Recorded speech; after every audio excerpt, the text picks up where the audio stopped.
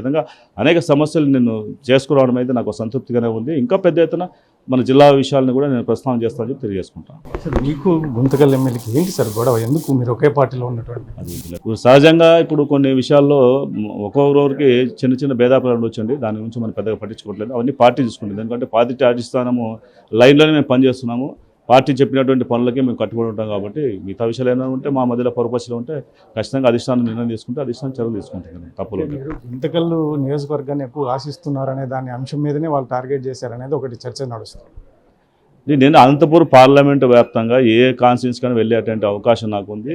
నేను వెళ్లాల్సిన అవసరం కూడా ఉంటుంది. ఎందుకంటే స్థానికంగా సమస్యలు గుంతకల్ ప్రధానంగా రైల్వే జంక్షన్ కాబట్టి అక్కడ డిఆర్ఎం గారు ఉన్నారు. డిఆర్ఎం గారికి ఎంపీ గారితో ఎక్కువ పనులు ఉంటాయి తప్ప ఎమ్మెల్యే గారితో పెద్దగా వాళ్ళు కేంద్ర ప్రభుత్వం వాళ్ళు పెద్దగా పట్టించుకునే పరిస్థితి ఉంది కాబట్టి నేనే ఎమ్మెల్యే గారిని చొరవ తీసుకెళ్ళి నేనే సమస్యలను ప్రస్తావిస్తూ అక్కడ ఉన్నటువంటి అండర్ పాస్లు కావచ్చు, అక్కడ కొత్తగా వేస్తున్నటువంటి ఒక 6 బ్రిడ్జి అలైన్మెంట్ చేంజ్ చేసే విషయంలో కావచ్చు నేనే ప్రత్యక్షంగా వెళ్ళి మాట్లాడే అలైన్మెంట్ కూడా చేంజ్ చేయించడం జరిగింది.